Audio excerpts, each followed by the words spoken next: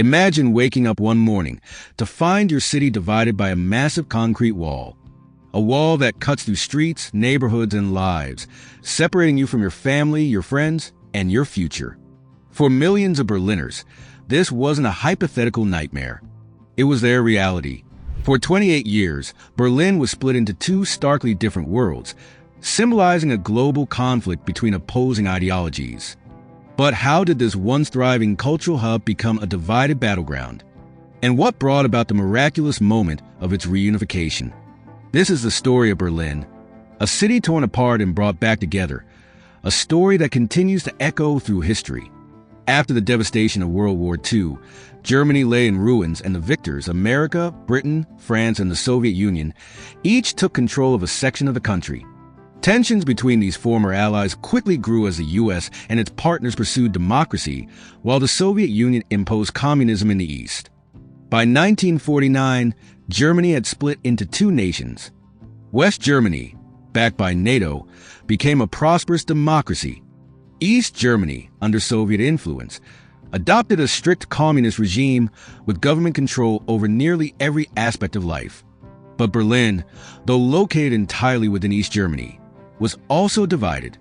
West Berlin became a thriving symbol of freedom, capitalism, and opportunity, an embarrassment to East Germany's rulers. For East Germans, West Berlin represented hope, and many fled there for a better life. By 1961, an estimated 2.7 million East Germans had escaped, leaving the East drained of skilled workers, intellectuals, and professionals. Facing a crisis, East Germany decided to take drastic action. On the night of August 12, 1961, East German soldiers began erecting a wall. By morning, Berliners awoke to find their city severed. Streets were blocked, families were torn apart, and lives were irrevocably changed. The Berlin Wall was more than a physical barrier. It was a powerful symbol of Cold War division, representing the clash between communism and democracy. The Berlin Wall wasn't just a single line of concrete. It evolved into a complex and deadly structure. At 12 feet tall, it was fortified with barbed wire, watchtowers, and a death strip, a barren, heavily monitored no-man's land where guards had orders to shoot anyone attempting to escape. Despite the risks, thousands tried to cross. Some tunneled beneath the wall. Others used hot air balloons or improvised vehicles. Over 5,000 people successfully made it to freedom, but many others paid with their lives. One of the most tragic cases was Peter Fechter, an 18-year-old shot while trying to climb the wall. Left to die in plain sight of Western onlookers, his death became a chilling reminder of the wall's cruelty. Still, the wall couldn't suppress the human spirit. Acts of defiance and creativity flourished, and every escape attempt was a testament to the lengths people would go to reclaim their freedom. For nearly 3 decades, Berlin stood as the focal point of the Cold War. The wall wasn't just a physical barrier. It became a psychological battlefield. In West Berlin, life thrived. The city became a hub of culture, innovation, and artistic expression, standing in stark contrast to the heavily controlled, censored life in East Berlin. The division was more than ideological. It was visible in the vibrant energy of the West compared to the gray, stifled existence in the East. The wall also became a stage for global tension. In 1961, U.S. and Soviet tanks faced off at Checkpoint Charlie, one wrong move away from sparking war. 2 years later, U.S. President John F. Kennedy stood before the wall declaring, "Ich bin ein Berliner," a powerful statement of solidarity with the people of Berlin.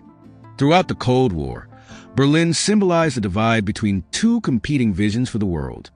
It was a city under constant pressure, where any spark could ignite a global crisis. By the late 1980s, change was in the air. Soviet leader Mikhail Gorbachev introduced reforms like glasnost and perestroika, loosening the iron grip of communism. Across Eastern Europe, protests grew, demanding freedom and reform. East Germany was no exception. Massive demonstrations erupted in cities like Leipzig and Dresden, as citizens called for more rights, reunification, and an end to oppression. Facing mounting pressure, the East German government made a fateful announcement on November 9, 1989. Citizens would be allowed to cross freely into West Berlin. Within hours, thousands of Berliners swarmed the wall. People climbed on top, hammered it down, and embraced each other in scenes of overwhelming joy. After nearly 30 years of division, Berlin was united once again. The moment symbolized the end of the Cold War and the triumph of hope over fear. The fall of the wall was just the beginning. In 1990, Germany was officially reunified, but the process was far from easy. Decades of separation had created stark disparities between East and West. East Germany's economy, infrastructure, and institutions lagged far behind, and rebuilding would take years of effort and investment. But reunification wasn't just about economics. It was deeply personal. Families were reunited, communities rebuilt, and a sense of shared identity was restored.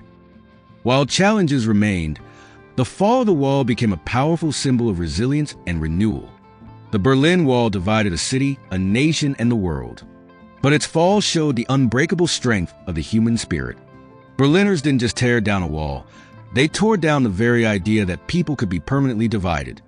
Today, Berlin stands as a unified city, a global symbol of freedom, resilience, and the power of unity. The wall may be gone, but its lessons endure. No barrier, no matter how high or fortified, is greater than the collective will of humanity.